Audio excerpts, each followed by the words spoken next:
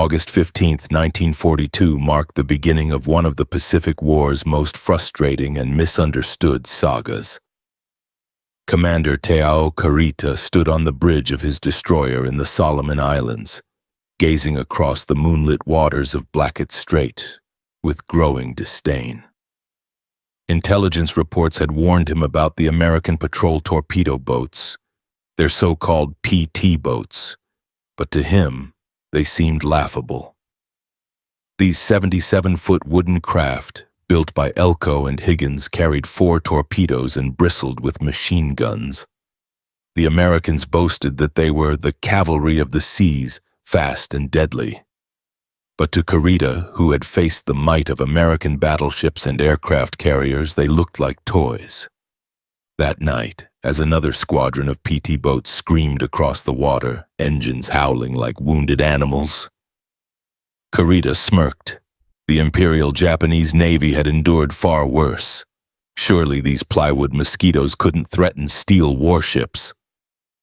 Lieutenant Commander Alan Montgomery, coordinating PT operations from Tulagi, had once shared the same confidence as U.S. Navy propaganda.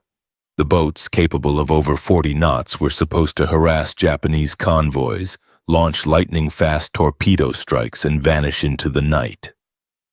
But by mid-August, Montgomery's optimism was fading.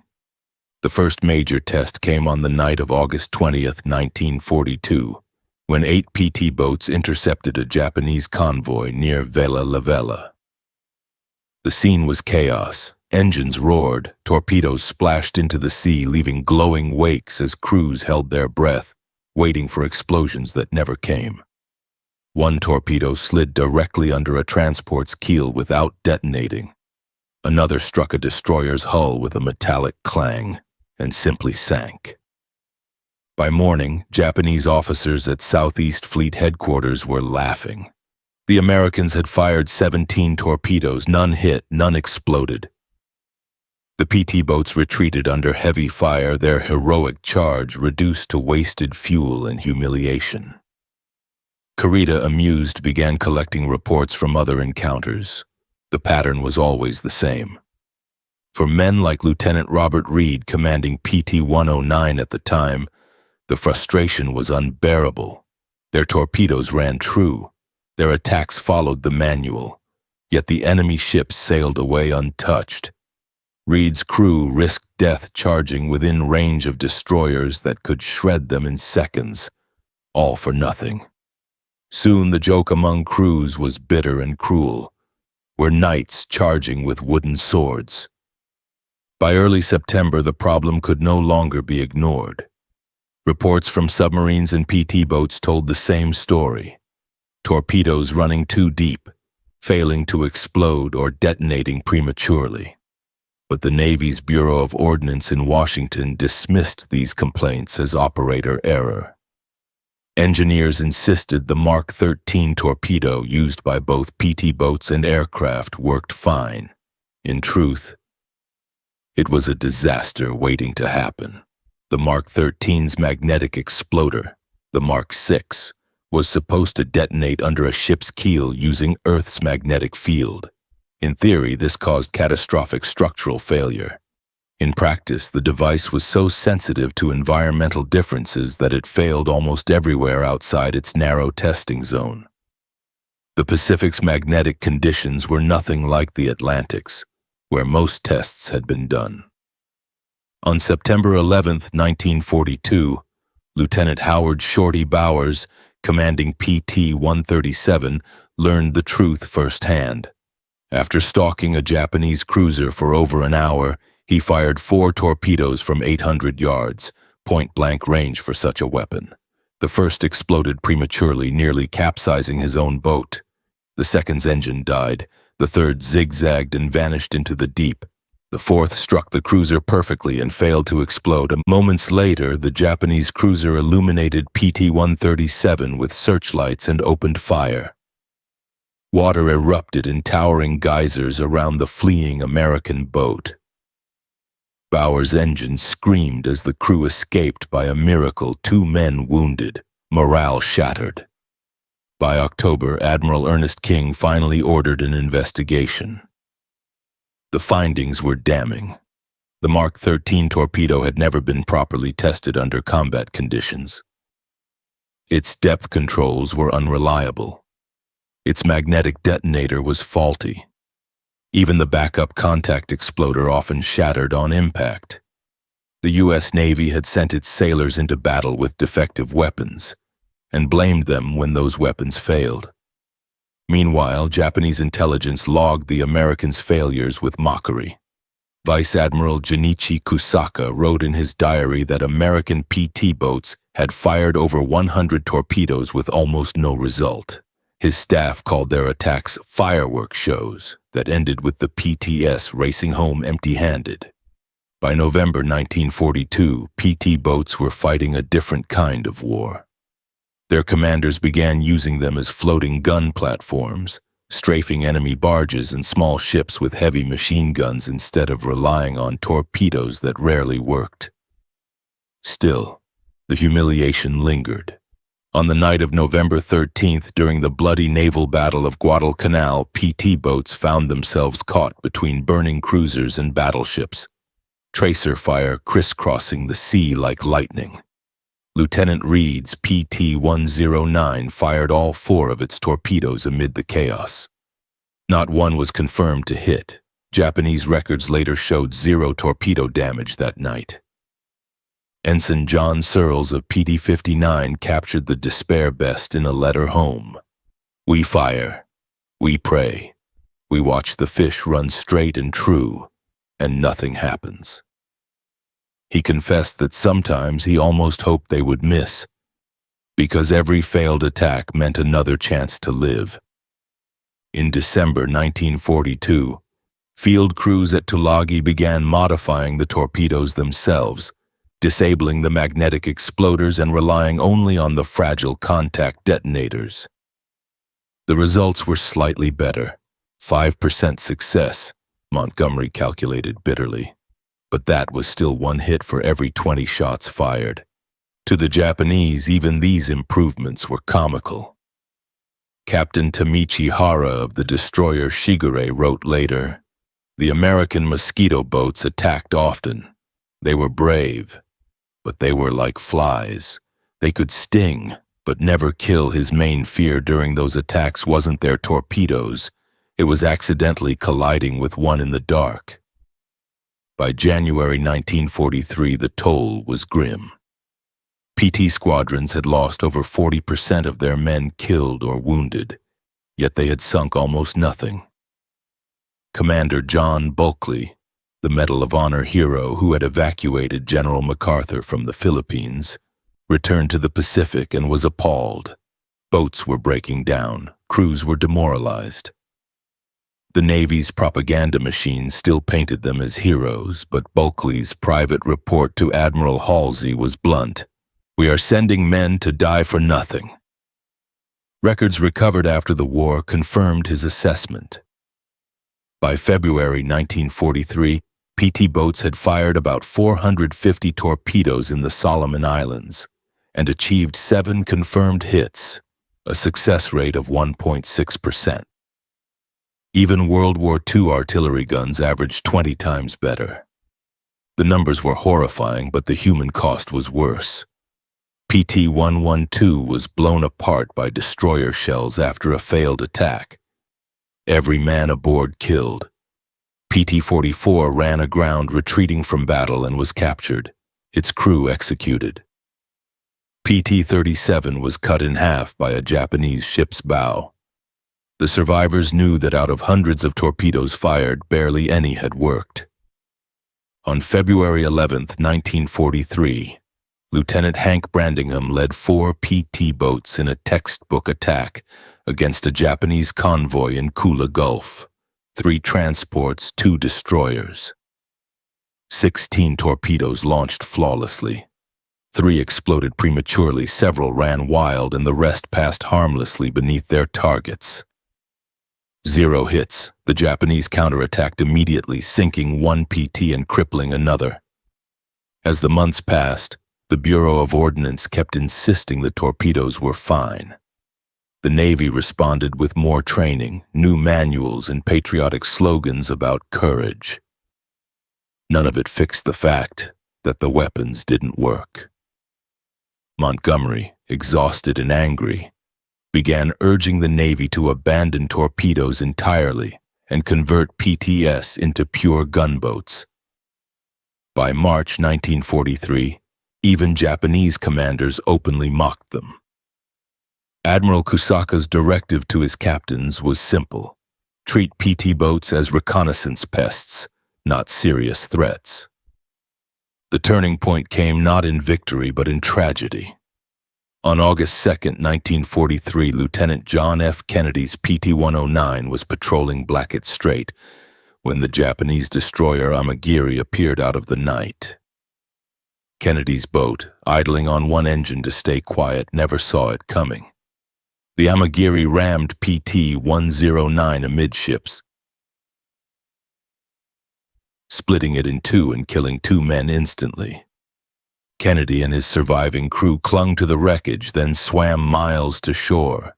His towing of a wounded man by the life jacket strap clenched in his teeth would make him a war hero and later a president. But the tactical truth was undeniable. PT-109 had never fired a torpedo, never even attacked. It had been destroyed by the very enemy it was supposed to hunt. Commander Hanami of the Amagiri later wrote in his report that the incident was unremarkable, just another American patrol boat caught unaware. No evasive action, no torpedoes fired, he noted dryly. To the Japanese, PT boats remained little more than noisy targets. In the United States, Kennedy's heroism overshadowed the embarrassing facts. Newspapers celebrated his courage, not the systemic failure that led to the loss of his boat. But within the Navy, the incident became impossible to ignore. By September 1943, Admiral Halsey convened a conference in Noumea to confront the truth. Officers, engineers, and torpedo experts gathered in a tense room, some terrified to speak honestly for fear of career suicide. But Halsey demanded answers. Montgomery presented the data. 743 torpedoes fired, 18 confirmed hits, only 6 ships sunk, a kill ratio of 124-1. The room fell silent. Lieutenant Commander Reed, now a seasoned veteran, didn't mince words. The PT boats were too loud to surprise anyone, too fragile to withstand fire, and carried too few torpedoes to afford misses. To hit anything, they had to get within 800 yards, suicidal range against destroyer guns. Captured Japanese reports backed him up. One called PTS persistent but predictable. Another described them as harassment craft, more annoyance than danger. The torpedo engineers tried to defend their design, blaming the crews, the sea, or rough handling. Submarine officers exploded in fury. "The same torpedo family works better for us," one shouted. "Yours are worse because your variant was never tested." Admiral Halsey ended the debate with cold finality. PT boats would continue operating, but not as torpedo ships. Their new mission would focus on anti-barge operations, coastal patrol, and close support. In other words, they would become fast gunboats. It was not surrender, it was survival. By late 1943, as the Japanese realized the torpedo attacks had stopped, their analysts were puzzled. Some even wondered if the Americans had run out of torpedoes. In reality, the Americans had simply stopped wasting them. By January 1944, the transformation was complete. The once proud torpedo boats of the U.S. Navy were now something different, leaner, meaner, and armed to the teeth with guns instead of hope. Their 4 torpedo tubes often sat empty or removed entirely, replaced with twin .50 caliber machine guns, 20mm cannons, and sometimes even 40mm Bofors mounts scavenged from wrecked ships. The men joked that they'd turned into pirate boats, but beneath the humor was a quiet satisfaction. They were finally dangerous again. In the Solomon Islands, new PT commanders led by Lieutenant Commander Robert Kelly began to use their boats in a radically different way. No more chasing destroyers or cruisers through open water. Instead, they prowled the shallow lagoons at night, ambushing Japanese supply barges trying to sneak food and ammunition to isolated garrisons. These slow, unarmored craft, nicknamed Tokyo Express barges, were easy prey. A few bursts from a 20-millimeter gun could shred them. The PTS would fire, rake the barges with tracers, and fade back into the blackness. For the first time in the war, the crews were racking up kills instead of excuses. Lieutenant Reed, now commanding a squadron out of Rendova, described the shift bluntly in a letter home. "We stopped pretending to be destroyers. Now we're hunters." His crews moved through mangrove channels in near silence, guided only by moonlight and instinct. Sometimes they stumbled onto Japanese barges by smell, the stench of diesel fuel and fish, before a single round was fired. These close encounters turned PT warfare into something primal and personal, a knife fight on water. Still, the memory of failure haunted them. When new replacement crews arrived fresh from training, veterans told them stories about 1942, the torpedoes that didn't work, the missions that got men killed for nothing. The arrogance of Washington bureaucrats who refused to listen. It became almost a superstition. Before every patrol, someone would tap the deck 3 times and mutter, "Let them work tonight." Even though no one carried torpedoes anymore, the Mark 13, once the pride of the Bureau of Ordnance, became a symbol of betrayal. Engineers back in the States eventually discovered the full extent of its flaws. The detonators misaligned, depth control valves sticking open, and magnetic triggers so sensitive they sometimes exploded just from turbulence. Fixes finally began in late 1943, too late for hundreds of lost sailors. The redesign included a new airtail ring for stability, improved contact pistols, and a thicker casing that could survive high-speed impacts. The modified torpedoes, nicknamed hot runs, were issued to aircraft first, Avengers and Catalinas, before PTs got them months later. By the time they arrived, the PTS had already moved on from torpedoes entirely. Meanwhile, the Japanese Navy, once contemptuous of the small American boats, was beginning to suffer. Their once dominant destroyer fleet was dwindling under relentless air attack. With their supply lines collapsing, they started using smaller craft to ferry troops and cargo under cover of darkness. The very targets PTs now specialized in destroying. It was a bitter irony. The Americans finally found their purpose by fighting an enemy who no longer had anything left worth torpedoing. In May 1944, during the campaign in New Guinea, PT boats became the scourge of Japanese logistics. They struck at night, guns blazing, their wakes glowing faintly in the phosphorescent water. Entire barge convoys were obliterated before they could beach. Japanese soldiers learned to fear the distinctive roar of PT engines, the deep, uneven rumble of 3 Packard 512 tearing across the sea. What had once been a laughable nuisance was now a nightmare that came from the dark and vanished before sunrise. Reports from captured Japanese officers revealed the shift in perception. One interrogation transcript read, "The small American boats attack swiftly, fire many guns, and disappear before we can reply. We call them Black Death on the water." By the summer of 1944, the Navy's public image of PT boats had changed to no longer advertised as torpedo nights. They were now fast attack patrols, the unsung workhorses of the island campaigns. At the same time, the Bureau of Ordnance quietly retracted its earlier statements denying torpedo defects. The new Mark 13, finally reliable, were now killing ships in record numbers, but mostly from the air. The PTS, scarred by experience, had learned not to trust them again. Lieutenant Hank Brandingham's squadron was one of the few to receive the new batch. On July 10, 1944, he tested them against a Japanese destroyer escort off Halmahera. At 900 yards, 2 torpedoes struck home. Both detonated perfectly. The explosion lifted the destroyer out of the water, snapping its spine. Brandingham's crew erupted in disbelief. It was the first confirmed PT boat torpedo kill in over a year. But the victory was bittersweet. "We cheered," he wrote in his log, "then realized it only took us 300 tries to get here." By the time the war reached the Philippines, PT boats had become specialists in chaos. They fought in swamps, in river mouths, even alongside guerrilla fighters in the jungle.